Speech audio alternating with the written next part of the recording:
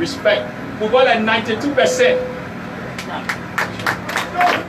Again, he just did another one, I think it was this year. Now go read a report. They gave a report on government structure and things. Guess what it is? We killed the press. Look, I will tell you, I'm not boasting or bragging. It's not because of me. Because guess what? I sit in that cozy air conditioned office. You see the car I came in? But it's not because of me. It's because of the soldier. The one that's staying at the gate. Like them men who got to know what I'm doing and what I'm doing. The credit goes to them. The sailors, the airmen, and the soldiers. They are the ones that are doing the work. And we're not just doing it because of that. You know why it's like that? It's because of you. It's the support we are receiving from you. It's not possible. And I will tell you, both former Madam Salim and our former president, they are both supporting the military. When Madam Salim was there, she did it.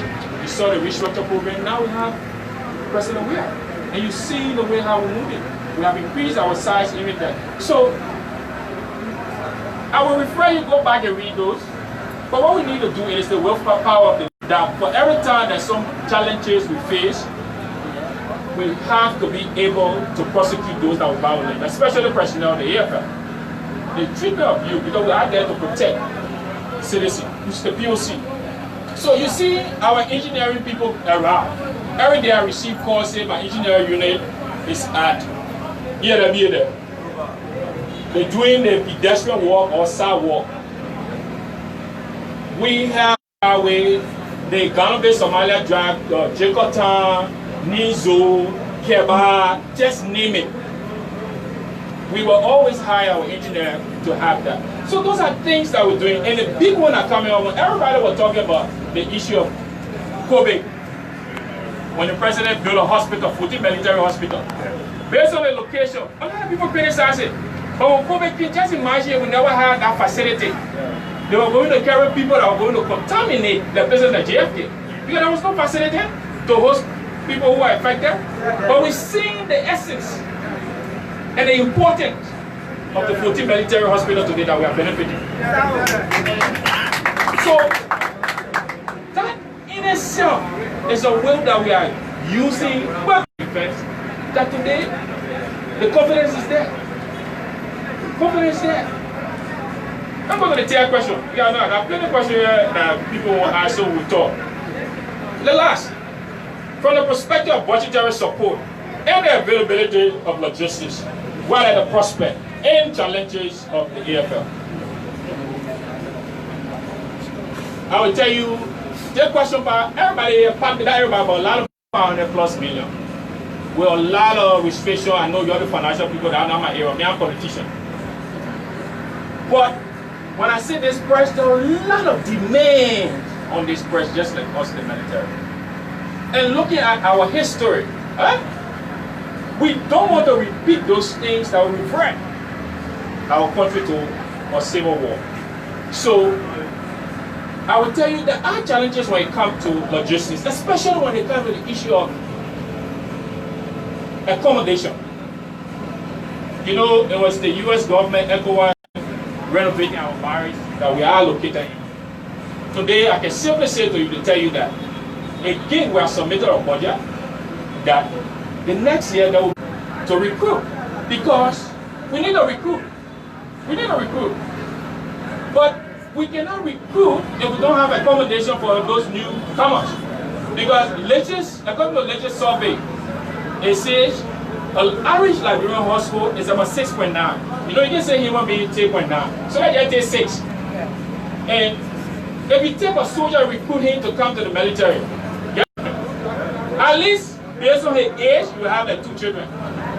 Then because he comes to the military and the family know that the military will give him accommodation, guess what? One of the parents will come live with him and I found already. Then sometimes the brother and sister children say, hey, go live with your brother. They are discussing, we met both committees from the upper house as the Senate and the Senate. I think at the time anyway, Senator Groupie lost his seat. He was the chairman. I know there's a new round for elections or for new appointment of position when they return in January. And who will be the chairman will definitely visit our chairman and be able to lay our own framework that when they are discussing the budget, you see how best there they can have something there for us. So we already got like a framework or guidelines or plan how to mitigate some of these challenges with short or limited budget. We also look at the issue of how we have changed our force to what you used to call light infantry. Light infantry, those are you in the security background, like, oh, who the fuck were all for? You know, to grab a troop. No. This time we have transitioned our troop now, our forces from what we call motorized. So we're fighting one week because technology has improved. Nobody now walking, they make it exhausted before you reach. So now, I want to tell you when people talk, oh, when I think whether you are or you formal this, you want to, I'll just be sleeping in my house because I know when we come outside for you, we say you won't bring war and we come for you, we will get you. We fighting one week, we call motorized. Meaning now, we get APCs and things in our hand. Those of you who know what APC can, depending on where you use it, that kind of APC will carry for. It's I'm a personal carrier. So we have changed that to see how we can mitigate on the issue of logistics. We also got in the budget because the U.S. government, ECOWAS, have always been supporting us in that drive. And I will tell you there's an issue of how can we operationalize these are challenges. I will tell you with limited budget, limited logistics, we are positioned strategically. So to close to take my seat, like I started the first question I told you, that indeed those frameworks we have in order for external or internal threat. How? For internal, we got to joint security, we are part of them. That is the police go first. As first responder, if they can't handle the situation, they call and we come in. And sometimes we support them. When you look at it bilaterally, we got individually, we have MOU with Ivory Coast, Guinea, and Sierra Leone. In the ECOWAS framework, which is a bigger one, we also have the ECOWAS. And then you go to a bigger one, the UN, like we're doing. Natural and large generations to spread and come to West Africa. We are there. I also will drill you through our second question that you have and the tier telling you what are some of those, especially when it comes to budget. But before I take my seat and we start to take questions, I want to say thank you so much for the support. And it's all because of people like you, SEAL, that provide support that we are able to do. To our Commander-in-Chief, the Minister of Defense, and all the men and women in arms, I want to say thank you, and I will now entertain questions. For this part, which I want us to relax and have a dialogue, I will beg your indulgence, please. I will take a seat and I can talk with Daniel and we'll discuss. And I think that will be better in discussing such things. Huh? Thank you.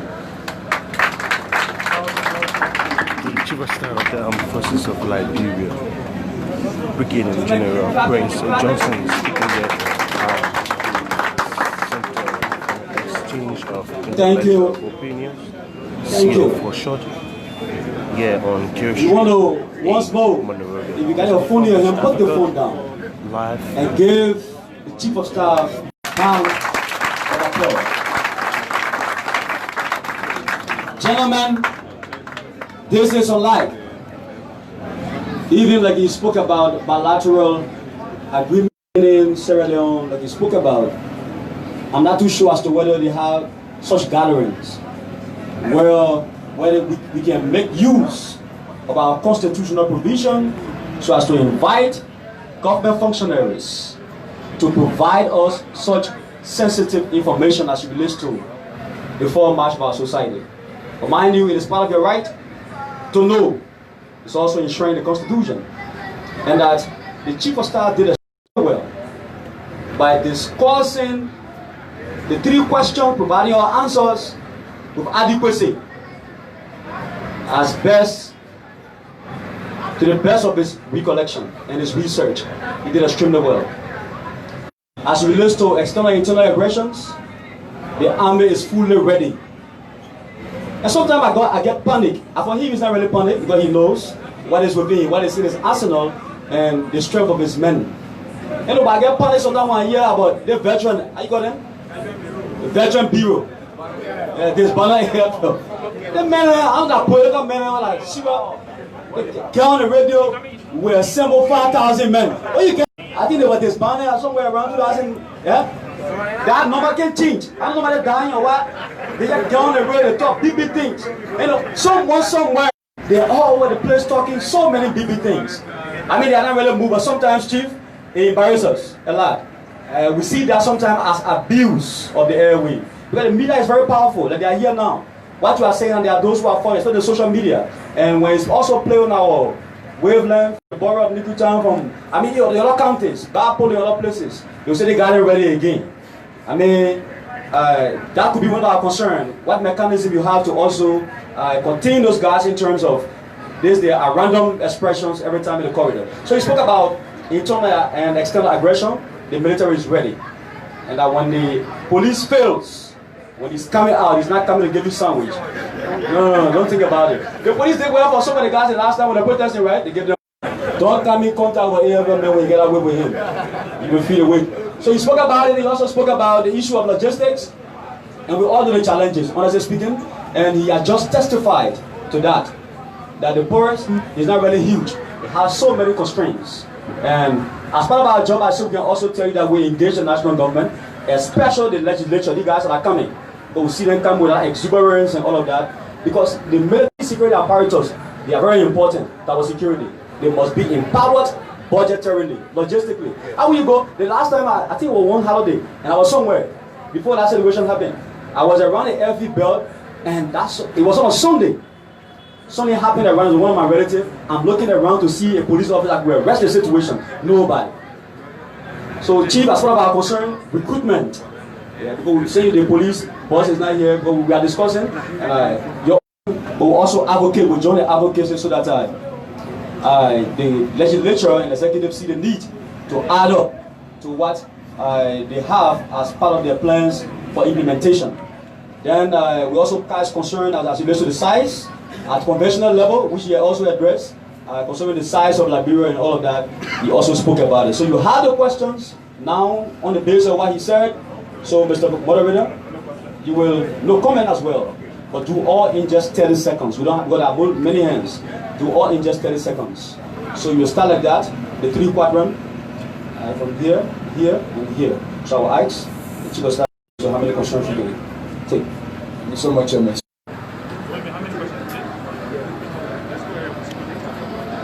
Questions are now posted to the Chief of Staff of the Liberia. I'm Chair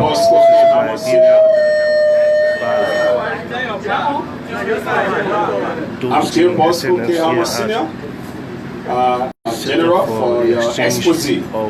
Now I want to ask this question. During your recruitment, you think people like us, with our age and experience we have, able to fit in the military? Because at times when I ask, they say no, we cannot take anybody above 35. So whether you can accept people like us in the military?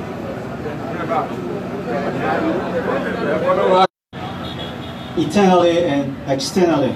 I think there's an issue in Grange there that people have been raising those concerns since 2016, that Burkinabes have intruded into Liberia. They said they are farmers and they are scaring our local farmers there. They are scaring people within the rural villages in the height of illegal farming. So I think everybody have been listening to such a concern. What is the military, input on that issue? Thank you very much. So I think the last one, then the general response. So once on Liberia, let's come so. Then the general response. What's that? Lofa, 4 years precise. I'm overwhelmed with the deliberation of our Chief of Staff. Yesterday the area, from the time of the forming of the area, from the militias to the frontier force, at the time, when the people that don't have education, they were in the force. But listen to the profile of our Chief of Staff. It tells me that the area is an entity. It's a unit to respect. Let's talk about the military preparation of the area in Liberia, like any other soldier in the world. I am satisfied with the area. I want to recommend to you General Prince C.Johnson, if I'm correct. I want you to recommend to every county that your area soldier should give their expertise to the classroom to encourage young men to have interest in the area, more especially the public schools. I am a pastor and also a teacher, and I have passion in education. Today, I'm happy with the AFL, for your achievement. Thank you. Thank you so much. General, you can respond to the first match. Yeah. Thank you. Let's start off with T. Washington Checker, pronunciation. So his question is the issue of whether those areas we are assigned in, whether we should allow our members or personnel to be in the classroom, whether secondary or university level. Yes, indeed, we are doing that. We got a couple of our guys here, so we're not getting anything, but we just to build the population. The second question was Liba Felix. Liba asked concerning the Burkina Beach that we got in Nigeria. I don't know whether you can remember in 2017, we arrested because the same problem came about, and we were asked in the Rio Temple area, that is Nigeria and Ivory Coast, and we went there. We arrested close to, I think, 19 Burkina Beach, 19 Ivorian, 1 Burkina Beach at the time, and that was based on procedures in order for the military to get into such a mission. The county authority, like I know, need to express that through the Ministry of Justice, and then the Minister of Justice will in turn inform the National Security Council, looking at the threat that is involved or the expansion of the Burkina Beach farmer, and with that, they can inform the Minister of Defense, and that's when we can get it. We'll not just jump up, and say let's go. But I think the problem in Granger, when we went there, the experience we saw, there are some people, some of our citizens from Granger who are bringing in this Burkina Beach and telling them, say, if you win this land, maybe this acre, you can take this one or you can do this. So the county authority, the first thing, the local government need to be able to caution ties, because they are seeing just the issue of farming, but they are not looking at the future prospect of these guys coming.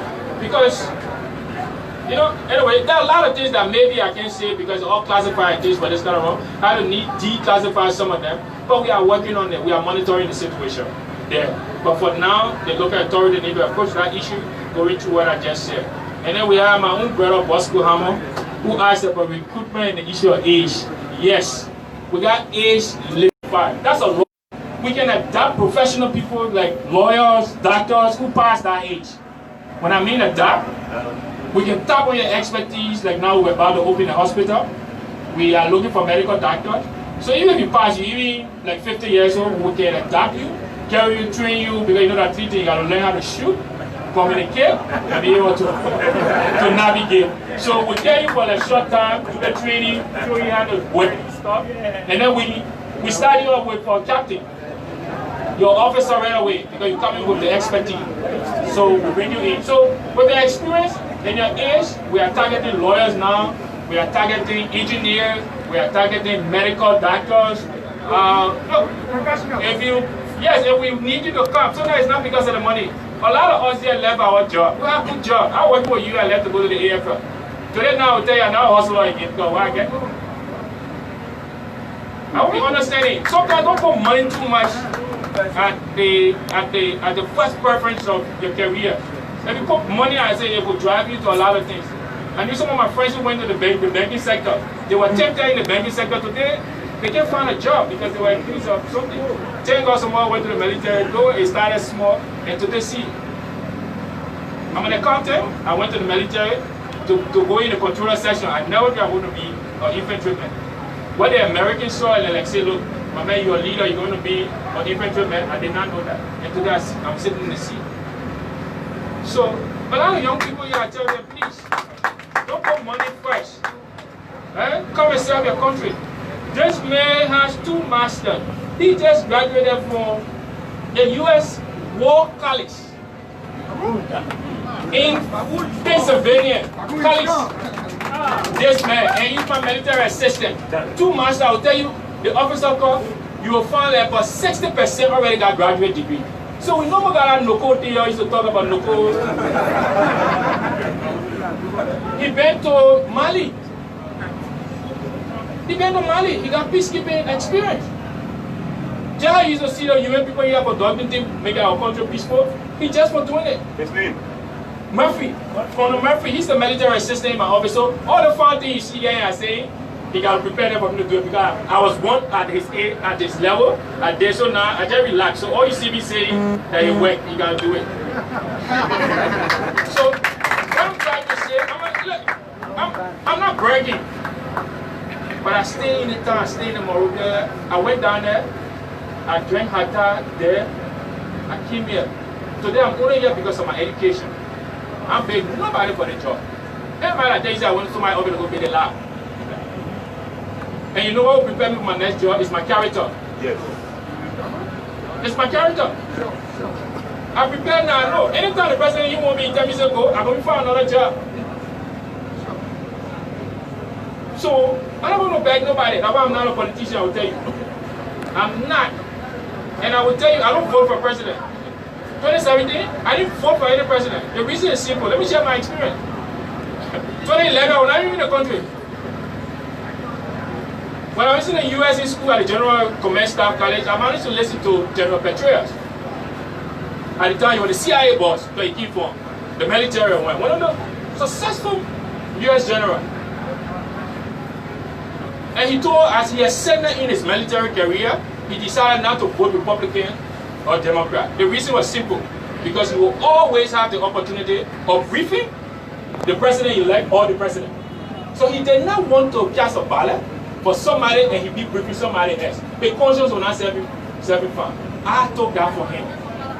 As I ascended my military career, 2011 I didn't vote for no president. 2017 I didn't vote for no president. My loyalty is to the Constitution of Liberia. And the commander-in-chief is in the chain of command. For my training, I've gotten. I have experience for every past regime that I know how to handle when an illegal order is given by a politician. And I'm there to identify the breaks and tell my commander-in-chief, Chief, it's better we take course of action B than course of action A. And I tell him the risks associated with what you want me to do. That is very crucial in leadership. Yes. It is the willpower to face your commander and tell him what is the right thing to do. Because that's my profession. The US government, you pay taxpayers, spend plenty of money. The school I went to, either hundreds of thousands that they pay for me to go to school in America. I will not come back here and not be able to tell my boss what is the risks associated with the action you want to take. And then I will recommend the USA, sir, let's do it. And that's why this commander-in-chief guy, I love him, because when it comes to military, we make the decision. We make the decision and advise you when it comes to our area because we are trained and expert in the area. Let's take the next question. Yes, sir. Next badge of concern. We'll come to the media. We'll conclude with the media, please. Please be patient. We'll conclude with the media. People are seeing that all the time. You get the people that train and have questions. We will conclude with the media, please. See all the time. Let's take the parliament. I'll come to you. Thank you, the General. My name is Terry Jewel, member of this institution. At one of my class at the AMEU, one professor made me to understand that the way sometimes you, the teacher, you present your code will encourage students to venture into that. Yes. And your presentations here, in my understanding, have just brought that talk to me. That your presentations. No, Your presentation will encourage young persons who have ambitions to join the army. Finally, my recommendations. I had the opportunity to travel to Kenya to interact with the chief of staff. And it made me to honestly say one of the things that can make army very successful when an army officer live in a township of West Point, for instance, they learn to make friends. Before anything enter West Point, those very people that live around them will give you the information. So let our army learn to live with us like that. Thank you very much. Thank you so much. So let's go back on the side. Yeah, my brother, let's go. Hello, I'm Elijah Wadil, concerned citizen and member of CEIO. I will say thank you to my chief of staff of Liberia for the world taking the time to extend to sit down and discuss issues concerning our security. I have a question for him, question and recommendation.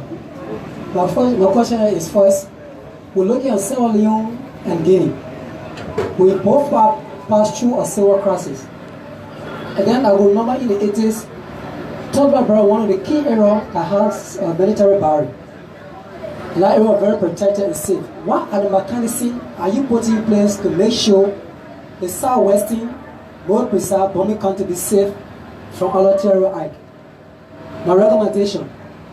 If so, I ask you as the Chief of Staff of Liberia to pay a special visit to the southwestern to see how well to put the security system in there to be well. Because I understand when they say police coming, people not afraid. But when they say soldier man is coming, put there in the share. So if you do that, make that area be like your vicinity area and get to talk to the people that at least to be found secret within your country will come out. Thank you. My name is Yokonde Leo Kenneth, commonly known as the voice of reasoning. I never went to school, I never went to university, I never went to college. All what I learned is from newspaper, television, and radio. So from these three things, I'd like to ask you an important question, Mr. Chief of Staff. And that has to do with internal security. As a member of the Joint Security, what are you doing, what have you done to curtail the petty crimes that is happening, such as armed robbery, from the top hills of Mama Point to the shores of Newtown, to the mangrove strand of Princeville, and to the tiny dark highway of Rawa International Airport, where our people are crying on radio every day. They're being attacked by armed robbers. They're being duped or stabbed by other people. These are things that have a propensity to derail the peace and security of a nation. So you as a Chief of Staff and member of the Joint Security Forces of Liberia, what have you done in order to stop it? Thank you. Thank you so much. We'll come back. We'll come back to this. You know, my brother, that's a good question. Before I even answer the question, I will lay this premise for you. Again, if you read the TRC report, what we have learned that today the armed forces of Liberia are considered a warring faction or committed what it did. The fact was, the government at the time was using the military to perform the functions of other paramilitary duties. I give you two examples. One, the 1980 University of Liberia raid. The students protested. They went for the military people. You heard what happened. They went up beast of students. When in fact, the police, they had the police there. Another one, there's a building I got, an old building in my compound in BGC called Post Stacking. You know, Post Stacking used to be a prison compound that used to host surveillance politicians. Every time they arrest politicians, they take them to Post Stacking. And under our law, or surveillance, I cannot arrest any surveillance here. If I arrest you, I'm going to turn you over to the police. I can't take you to my barracks and confine you. It's illegal. Those were mistakes that were made by former government that we don't want to do. For petty crime, I don't know at which level it has gone that the military would now have to come in. I don't see that yet. The police have not requested support. Even if the police request support, we will have to analyze the advantages and disadvantages. Please, we don't want to misuse the military for those kind of things that will create havoc and will go back. So we got to learn from our experience in there. So if the police are overwhelmed when it comes to armed robbery and other activities, that's where we'll come. But I will remain in my barracks. I don't want to come up with that. No, I would not want to come because that's the police. Let the police handle that issue when it comes to petty crime, armed robbery, and activities. And the police can do it. The police can do it. They just need to be supported. They need to see how best they can have them. The other question on the issue of Sierra Leone and Guinea. The presence of bombing. You know, in strategy, they got something called end state. The goal, the objective. They got ways. That is the policy you're going to put together, and you got means, the resources to do it. What we are doing when it comes to Sierra Leone and Guinea. We have analyzed those areas and looking at the cooperation that I told you about, the MOU that I told you about. I tell you, sometimes the Guinean Chief of Defense Staff can call me and say, look, I'm noticing this and this. When we had an issue in during the Sierra Leone election, the former CS Chief of Staff, there was an issue of rumors that came in the air that because at the time we had our former interim president, Demonsoya, was there cheering. I think the election was doing something there. And there was an issue, rumors that came in that the Liberian embassy had been attacked allegedly. All I did, I just picked up my phone and called the Chief of Staff. And he told me, say, sir, no, there's nothing like that. I'm simply giving these examples to tell you the relationship that exists between the two militaries and the two bosses. Years back, those are things that did not happen. So the lesson learned is to always be, I got Nigerian, I got Sierra Leonean, I got Ivorian in my headquarters as liaison. So everything they're doing on the side, if I hear anything, I call it liaison, look, so and he tell me, say, I will get back to you. And yeah. So that's the kind of relationship we have built up. Now when people talk, I can just tell people, let me tell you a simple scenario. It's not possible for anybody to bring war in this country without the support of one of the neighboring countries. Because you will always need an exit route or route for logistics support and other things. So with the cooperation that I see now, I think you will fly in, and when you fly in, we'll get you. So I'm saying this to say that the analysis is that we have to build that relationship with our neighbors. I'm not saying that 100% nothing can happen in this country. Honestly, even the sophisticated country, the US, you still heard what they got just there in Tennessee. So I'm not saying that we are 100% safe, no. But you may have isolated cases. You may have maybe people who will be radicalized, you know. But the best way we can secure our border with Sierra Leone and Guinea is the collaboration between the two countries, like the MOU we have, the talking that we always have, and we are doing that. The first question was on the recommendation. You said we should live in the community and military relation. Like, we should, when we are residing in the community, it's like the way we conduct ourselves, and people, it's working. I'll give you one scenario. You remember there was an incident in the Bombing side, around Bombing Hills, where people went to make movie and people saw bullets all around. You know how we got that information? There was a scene surveillance. Like I said, like people, we are fatigued. Fatigued when it comes to the issue of war. No matter what war in the country, I think anybody, the information will come for you.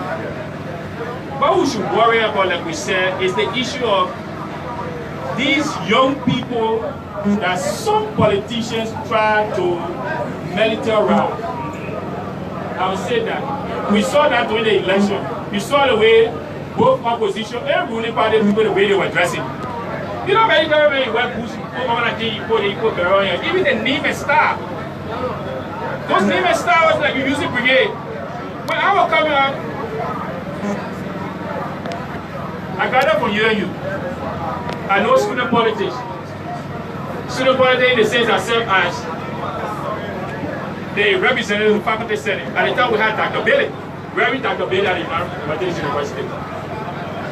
We were very careful of words to use during that time. You know the reason? It was simple because if you read during the 80s, when you need an organizational movement, you get movement in.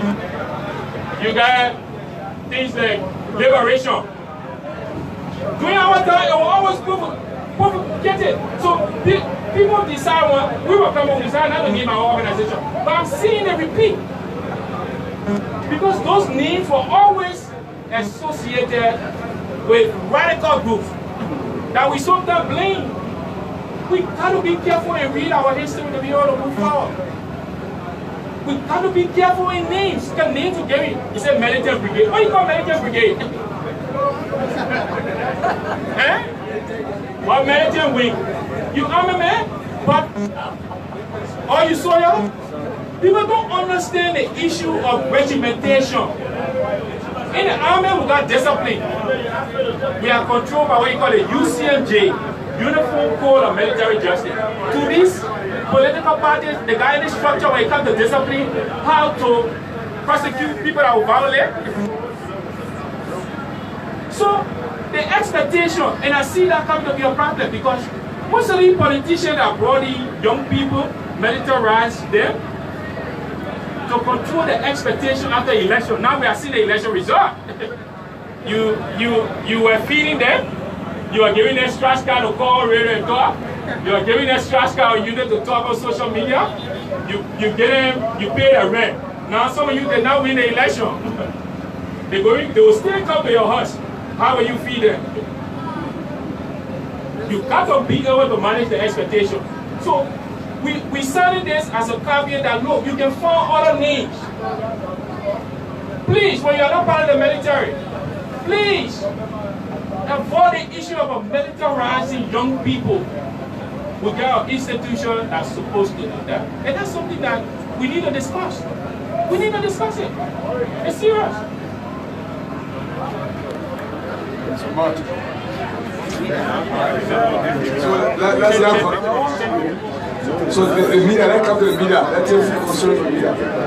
Yeah, I will conclude with the meeting before you. Let's come to the media. How you doing again? I got shots big cocoa. And in the open manner, I want to say, my big brother and friend, thank you. This is a person who came from a very long road. Even in a room, we used to go scatter everything. Go eat the food. Sometime back, he established a group called Pijapi. Then I openly saying this, in every member of that group today, they are permanent and many people in society. The same person. The Nimale PSC, the Eddie Watson, and all that in Ghana. The leading actors in Nigeria and all. And by then, I was a captain in the midfielder for that team. And so for many of us, we are not surprised today. And thank you for that mentorship. Some of us, we're doing everything that will make you proud from where we came from. And my only question have to do with local content. In my field, and what I love most, about producing the army uniform, like other countries around they're doing now. Guinea, Ghana. You read that? Yeah. From what institution? From what institution?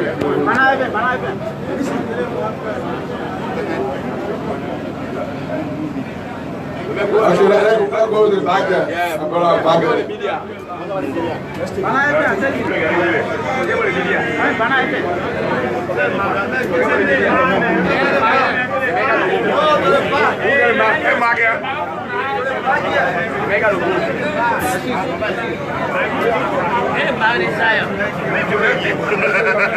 My name is Michael Jackson. Let me admit, I'm so proud of you.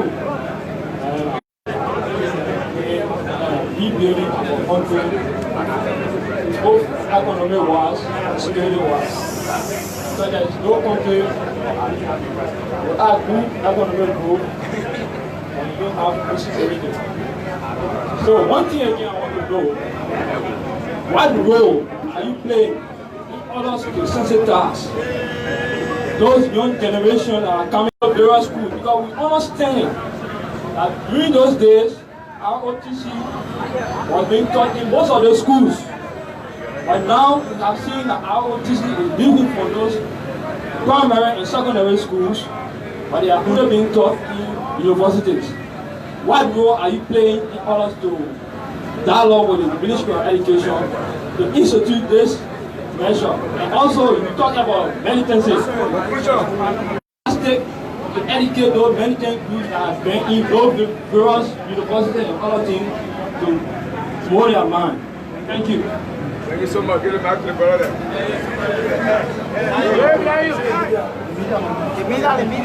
Okay, my name is Walter Kelsoro from Lower Material Pacific Roughing area. How much of us are in Europe? On the false AFL, the OA on the street, going. Then we get Federal Bureau, and they're always supporting it. What my tendency, we have to each of them to stop the business. The second one, you know, the military is a good organization. During the era of President Joe, we had a scope defense invader. He had died down. What kind of mechanics? You from one of Liberia? Yeah, one of Liberia. Yeah, thank you so much. Uncle Johnson, I'd love to ask you, during the regime of former President Joseph Salim, Liberians are aware that a recruitment process was being exercised, and that was never brought to the Liberian people to conclusion. Would you mind informing the people what exactly went on when you spoke about another recruitment process?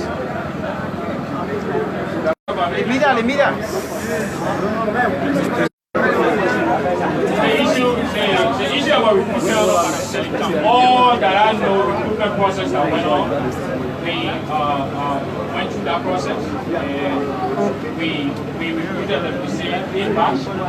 We got the 8 batch 7 and 8 there.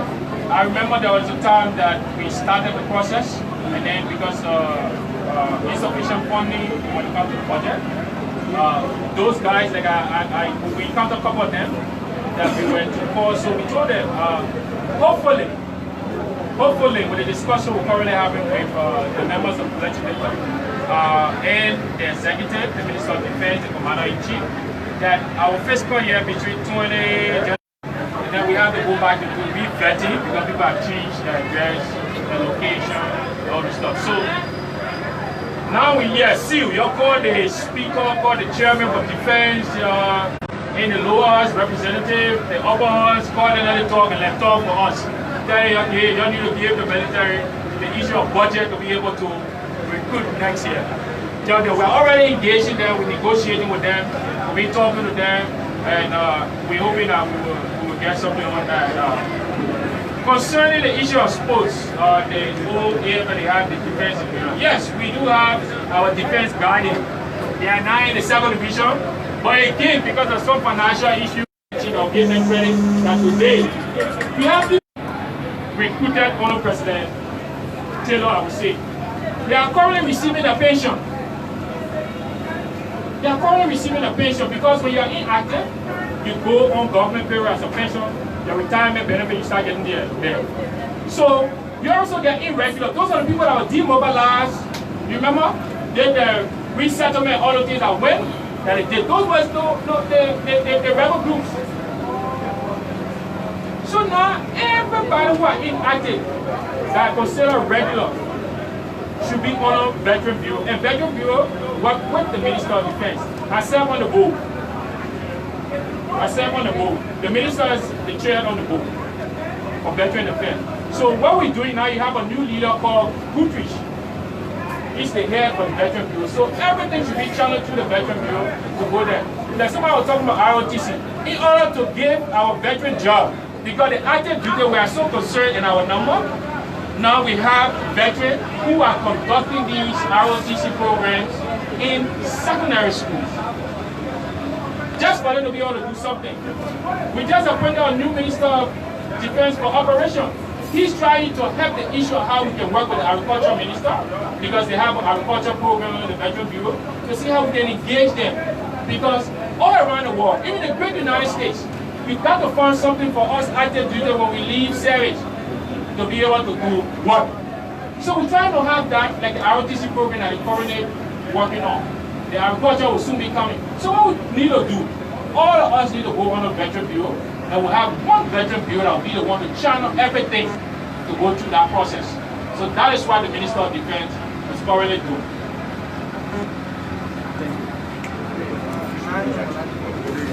Oh, the uniform. Oh, okay, the issue of uniform.